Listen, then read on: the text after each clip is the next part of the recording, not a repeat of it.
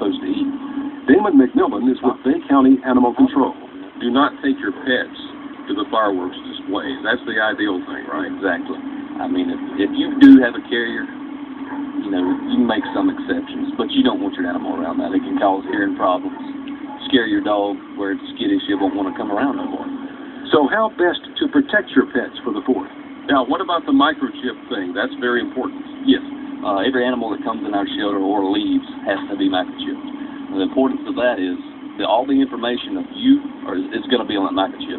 Any vet, any animal store, any shelter can scan that microchip and have the number we type in our system, and it brings brings the owner information up so we can contact you. If your animal was to be picked up on the roads like we do every day and we scan it, we're obligated to take your animal back to you free of charge. I mean, that's what we go by.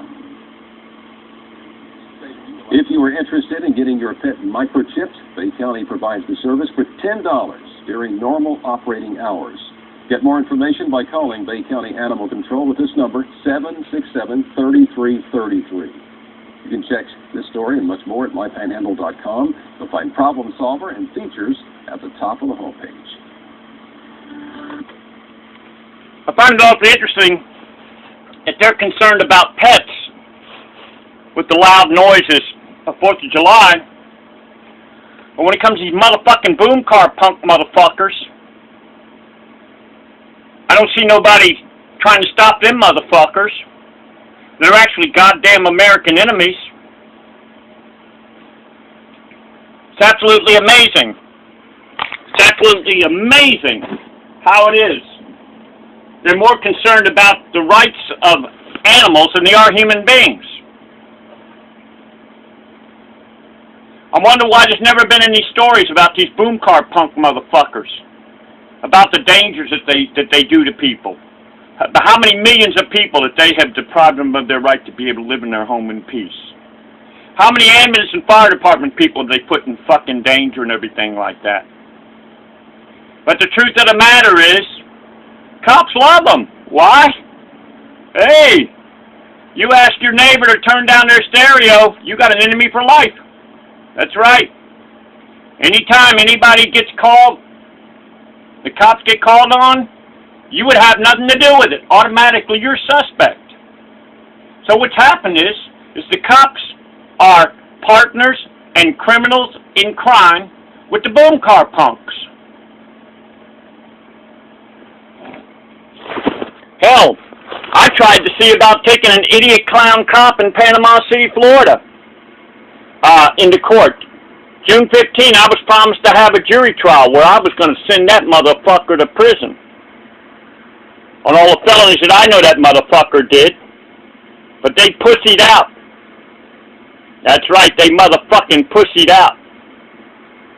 Yeah, the only time the public pretenders or any time you get a jury trial is when they know they're going to hang you. If they have an idea you're going to hang them, you don't get no jury trial. Yeah, I wonder how many millions of people are suffering because of these fucking boom car punk motherfuckers. Highly organized. There was even one that held their meetings in the Shaddai Temple on 19th Street. That's right. Fuck. And I don't know anybody who's more powerful than a Mason. I don't know anybody who's more connected than a Mason. Now, maybe they was renting out of space, and maybe the Masons didn't know what was going on. I don't know. But anyway, my suspicions is these boom car punk motherfuckers are highly organized with the cops. How come is it? Since I was going to get my jury trial on June 15, 2015, there used to be hundreds of boom cars going up and down the road, dumping their bass real loud, all over Panama City, Florida. I recently went down 23rd Street, and I could barely hear one. On 15th Street, which is Highway 98, there used to be hundreds of them going up and down the road. I'm just trying to figure out, is there some kind of signaling system with the cops? Is that the reason why I don't hear the boom cars like I did or anything like that? I don't know. Maybe Judge Shane R. Van sent out a message. I don't want to hear no more fucking complaints about these boom cars. He's right. He has a right to live in his home in peace. Actually, my case is probably the strongest case that there's ever been. When you're in your home trying to sleep, and you got motherfucking criminals, American enemy motherfuckers, breaking into your home, which is a felony under 81002 of the Florida statutes. They put ambulance and fire department people in danger under 80610 of the Florida statutes. The sheriffs have the duty to arrest them motherfuckers under 3015 of the Florida statutes. And yeah, they can even force a posse of citizens that if they do not go along with what the sheriff wants done, they can go to jail for a year. Then we've got 932 contraband. The cops could take away their vehicle forever. And then give them a cell phone and say, you better tell your other buddies because they'll be next. You can best bet. Not only that, let's see. It's the duty of the Florida Governor Rick Scott under Chapter 14 of Florida statutes to arrest. He can call out the military on these punks. That's right. Even our Constitution, Article 2, Section 7 of the Florida Constitution says unnecessary noise will not be tolerated. Then we've got where the cops sign an oath, swear an oath under 876 of the Florida statutes, which is a 5-year prison sentence. Then we've got what's called entrapment, 777, 201 of the Florida statutes. And then we've got something that's called duress. That means where I was forced to have to make these phone calls. The cops had done something about the boom cars in the first place, and I'm sure I'm not the only one it's called, but I'm the only one that never gave up. I'm the one that would call over and over and over. Because I figured if I didn't do anything about it, the chances of anything being done are very, very, very small. So, I look at it this way. In our life, when we see sins and wrongs that are greater than our sins and wrongs, and we don't do anything about it, we don't say anything, we're partly responsible. We're partly guilty. But those who speak out against these boom car punk motherfuckers, and even in the Bible it talks about faith is the substance of things to hope for and the evidence of things not seen. It even talks about in the Bible, unless you've got the faith as small as a mustard seed, you can fucking forget about it. Even in the Holy Bible, it talks about Psalm 35:20 of the Bible, where it talks about these boom car punks are American enemy motherfuckers. It says right in the passage there, for there are those who lay in wait and ensnare and enrage the peaceful of the land. So, we've got so many felonies that these boom cars are under. They're actually a drug under 893 of the Florida statutes. When it affects the central nervous system, fuck, it sure affects my central nervous system.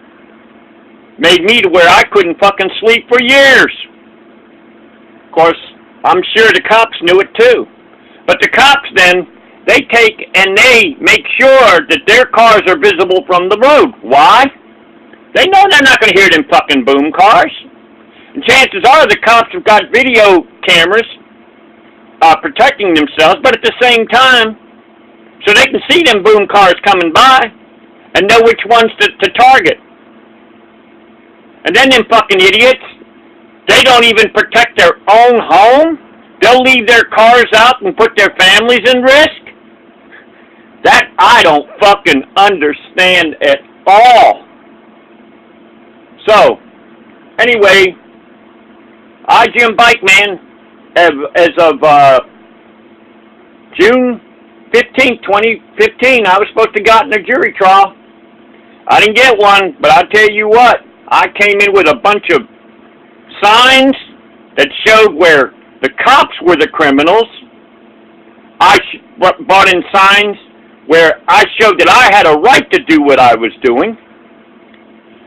I showed in all kinds of signs. I was prepared with about maybe roughly 200 pages of photos, facts, articles, everything where I was going to whip them so bad in motherfucking court that they never had anybody.